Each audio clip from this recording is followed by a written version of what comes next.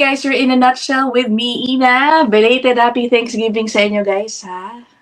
I hope everybody had a fruitful, happy celebration of Thanksgiving weekend. Yan po ang dahilan ngayon hindi ako naka-upload na 2 araw. Siyempre, nagpahinga rin tayo and spend time with family. Anyway, we're back. Ngayon, ang pag-uusapan natin, outrageous, excessive talaga nga naman na pagsingil ng isang consultant. Actually, it turns out, hindi pa nga yata authorized consultant ito. Ang singil ba naman, mahigit 100,000 Canadian dollars. To be exact, 110,000 Canadian dollars. In Philippine peso, tumataginting na 4.5 million pesos. What's crazier to me is merong pumapatol sa ganyang halaga, Ito talaga, Kasi naririnig lang natin, merong mga naniningil. Ganitong amount. But this is proof na merong pumatol. First time ako nakarinig ng ganito. Grabe. So one of the questions I want to ask you guys is, kung kayo ay magbabayad ng isang consultant or immigration lawyer to process whatever application it is you have, ano ang limit ninyo? Okay, ano ang limit ninyo? Kasi syempre maraming factors involved dyan. Yung size ng inyong family, ano ba yung application ninyo, komplikado ba ang inyong sitwasyon, mga ganyan. And unfortunately, wala po sa batas ng Canada, wala akong mahanap na kumbaga guidelines that could set limits as to how much an immigration professional can charge. Yan ang mahirap talaga dito Walang nagdidikta kung ano ba ang excessive sa hindi. Okay. But anyway, we'll talk more about that later on. Puntahan na po muna natin itong storyang ito from CBC News. Ito yan. Ang aplikante po galing China. Okay. Kahit papano, nakaiwas din siya sa pagbayad ng buong amount na $110,000. Pero nakapaglabas na nga siya, ayan, nakita niyo ng 40,000. I guess nung nilabas niya yan, pagkatapos niyang magbitiw ng $40,000, naisip niya mukhang mali itong pinasok ko. Ayan, diba? O sige, lagay ko muna yung ating title. Yan. Price of a promise. Chinese family returns home broke after paying $40,000 seeking Canadian residency. 40K, ang mahal na nga yan Ang mahal na niyan, di ba? Given the situation of this family, definitely, parang hindi naman komplikado yung sitwasyon nila. They're a family of 3. Wala namang complicated status pa dito sa Canada. Nothing that would warrant definitely this amount. Okay. So, ang nangyari po kasi, umuwi na ng China itong pamilyang to. Diba? Bigo sa kanilang PR journey, PR dreams. Ang pangalan po ng kanilang na-interview, si Ting Ting Biao. Ayan, kinakwento niya, they've lost everything, including tens of thousands of dollars in savings on an immigration scheme that left her broke and traumatized. Well, yung immigration scheme na tinutukoy dito, it's not really a scheme, a complicated scheme. Talagang nagoyo lang siya ng isang PR promise. Diba? Lagi nating naririnig yan. Guys, para akong sirang plaka pero uulit-ulitin ko. Wala pong maaaring makapangako sa inyo ng PR. Kahit gaano katanlaki, kahit gaano kaganda ang inyong profile, nobody can tell you na 100% makukuha kita ng PR. Kapag narinig nyo yan, okay, maghanap na kayo ng iba. Okay? Na consultant or immigration lawyer. Anyway, okay. So, ayun na nga. They've lost everything. Yung anak daw niya eats 1 meal in the whole day. Diba? Dahil nga siguro, naubos na ang kanilang pera. Instead of a new life in Canada, Biao is now back in China, warning others what happened. A dream that turned into a nightmare. So, dumating po sila noong January ng kanyang asawa kasama ang kanilang 6 na taong gulang na anak as visitors. Tourist visas, yan, on tourist visa. Intending to explore their options for moving here permanently. Kasi nga, meron daw silang namit. Nakalahi nila. So, akala nila mapagkakatiwalaan nila. Hindi lang sa mga Pilipino pala yan, Pero yun na nga, talagang hindi pa rin sila nakaligtas. So sa Saskatoon po sila nagpunta. Okay, sa Saskatchewan. Puntahan natin yung breakdown ng bayad, ano? Okay. So, yan. Okay, ito yung screen grab. So, $110,000 ang total. In installment naman po nagpapabayad madalas ang maraming mga immigration professionals dito. Kada milestone kung tawagin. Ibig sabihin, kapag ma-meet ito, yan, nakakuha na ng LAMIA, babayaran mo to, na-approve na yung ganito mo, babayad ka ulit. Mga ganyan. So, tingnan natin yung payment instructions niya. Grabe, upon signing pa lang nung kontrata, $20,000 na. Pag nakakuha daw ng LAMIA yung kanyang employer, another $20,000. So, yun ang nabigay na niya. Kung makakuha na siya ng work permit, another $20,000. After obtaining yung JAL, yung job application letter, approval letter, isa pa po yung $10,000. Yung JAL o JAL, kailangan po yan usually kung kayo ay mag-a-apply for a provincial nomination program. So in this case, dahil sa Saskatoon, I assume ang sinasabi sa kanya, mag-a-apply siya sa SINP, yung PNP ng Saskatchewan. Pag nakuha na rin yung nomination niya sa SINP, $25,000. At pag nakuha na yung PR, $15,000. So, matotal, $110,000. Diba kayo, uulitin ko, no, makano ang inyong limit sakaling kayo ay magpapaprocess sa isang immigration consultant or lawyer? Okay. I have no idea, no? Ako, nag-DIY lang ako, tsaka napakasimple lang naman ng aking immigration application. Yeah, let me know, no? Ang balita ko, minsan yung pag-charge pa ng mga consultant o ng abogado, depende pa daw sa lahi. Lalo na kung yung mga nagbebenta ng LAMIA. Depende pa raw sa lahi. Pag mga Pilipino daw, mas mura yata ang charge kumpara sa iba, no? I mean, ito nga, $110,000. Please, you tell me, some of you might know better. Is this an acceptable, common amount po ba yan for, immigration applicants from China? Ganun ba sila kayaman doon? Baka normal sa kanila yung ganitong bayaran? Let me know. Okay, let me know. Baka may alam po kayo dyan.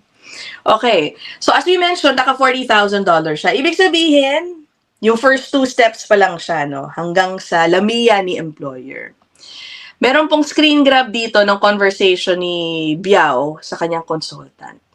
Matapos po makakuha ng LAMIA yung kanyang employer, ang tinatanong ni Biao, kailan masusulat yung pangalan ko dyan sa LAMIA na yan? Kasi po ang nangyayari guys, some employers, they apply for LAMIAs, tapos kung baga blanco yung pangalan, kung kanino nila i-assign yung LAMIA, kung sino yung i-hire nila na tao with that document. So, yun yata yung fina-follow up niya. Sabi, hello, may I ask when the LAMIA name addition will be completed? Ang sagot po ng kanyang consultant na peke, communicate with the employer tomorrow. It would be best to wait within Canada. How long do you have left on your tourist visa? Yan, mga example ng kanilang exchange. Hindi ko pala nabanggit, sino ba tong consultant na ito? So, this is based in Saskatoon. Okay. Ang kontrata niya signed with June Su and June HR Solutions in Saskatoon. Na-refer daw siya by a friend and believed that an agent who is also of Chinese descent would be trustworthy. So, si Miss Su, yan, S yung kanyang apelido, yan yung kausap ni Biao. She presented herself as an immigration consultant, offered what looked like a clear path to PR. Yan, for a steep price tag of up to $110,000. Only to find out in the end, hindi naman pala registered consultant itong si Miss Su. Okay? It is said anyone who illegally provides Canadian immigration advice for a fee or other consideration without being licensed is an unauthorized practitioner. Bigyan ko kayo ng trivia. Alam niyo ba guys, kung kayo ma-deny yung inyong application halimbawa, Tapos nalaman ng IRCC na kumuha pala kayo ng unauthorized consultant o nalaman nila may ghost consultant ka pala. Usually naman kasi itong mga ghost consultant, unauthorized din sila.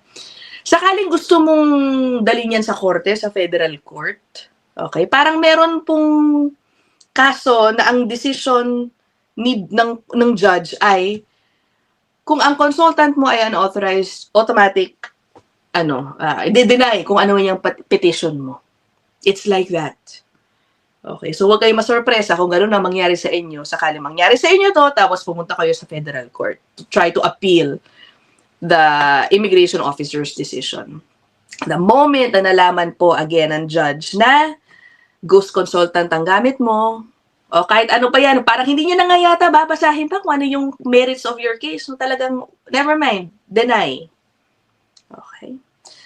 I've had an episode with that, about that, no? I think with Attorney Ludang Zalan.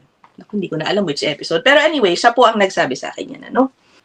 Alam niyo kung anong trabaho pala ang nakuhaan ng Lamia for Biao? It's for a kitchen helper position. That position will not even, I don't think so, will give her a good chance of getting nominated sa SINP.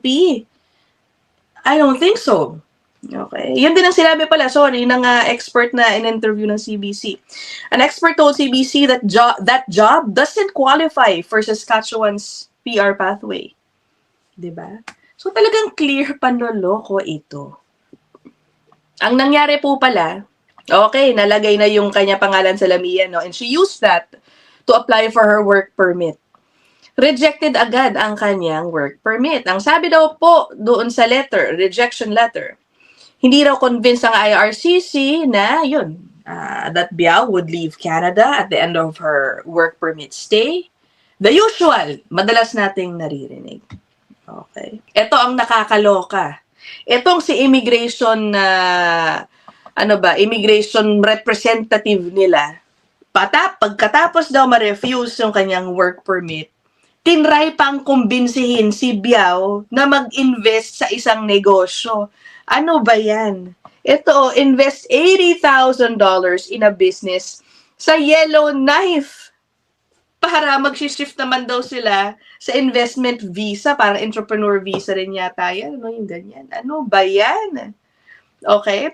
Pero the program requires more than $200,000. So may mali pa rin, ano? Ano ba yan? Hindi na naawa itong si Miss Su. O sige na, ang ending, hindi na pumayag itong si Biao, umuwi na po sila ng China. Hiningi ng CBC News ang side nung consultant, si Miss Su. Okay, na by the way, hindi nga siya consultant, ba't pa ako consultant ng consultant? Okay, nag-decline ng on-cam interview, pero ang response niya, siya daw ay isang assistant sa kanyang asawa na licensed consultant umano, and that nagbibigay siya ng advice based on his guidance. Yan. Sabi, in this role, I assist in serving clients, which I believe is both my right and my responsibility. Abogado rin daw sa China ang kanyang asawa, hindi sa Canada. Nung tinanong tungkol dun sa kanyang fees na chinarge, ito nga ang problema. Sabi daw ni Miss Su, pumayag naman daw kasi si Biao doon sa presyo. So, tingnan niyo to, I do not believe the pricing should be a point of contention now. Yan. Okay. Sinasabi pa, no, si Biao daw ang sumira sa reputasyon nilang mag-asawa. Wawa. So anyway, what do you think about this? Ang hirap din sa totoo lang, both are at fault to me. Hindi lang ito hindi lang ito sa niloko si Miss Biao and her family. Unfortunately, I think they lacked research. They failed to see the red flags. Diba? Again, yung $100,000, sobrang laki nun, guys. Nakakaloka. And what is sad is, as I mentioned earlier, wala pong set fees, no? Amount na pwedeng i-charge ang isang immigration professional dito. For example, let me show you this. Ito po ay mula sa, ayan na, Official website ito. Code of Professional Conduct for Consultants, not immigration lawyers. Halimbawa, ito lang imagine ang nakalagay sa kanila. Patungkol sa maaari nilang i-charge. Okay? Ano ba yan? Hindi ko pala na-share. Yan. Okay. Babalikan ko ha. Ayan. This is from the official website. Justice Law's website. Yan. Okay. Again, Code of Professional Conduct for College of Immigration and Citizenship Consultants. Sa mga lisensyado. Ito lang ang nakasulat to. About their fees. All fees charged to a client by a licensee for immigration or citizenship consulting services must be fair and reasonable in the circumstances. What is fair and reasonable? We don't know. We don't know. So I wonder how this will be addressed, if ever meron mang effort para ayusin ito nang makaiwas sa mga overcharging. Diba? What is your limit? Paulit-ulit ako. Let me know. And also, ayan, sige, sabihin na rin po ang komento ninyo tungkol dito sa sitwasyon na ito. I will end this episode here, guys. I look forward to reading your comments. Maraming salamat sa inyo. See you guys in the next one. Bye!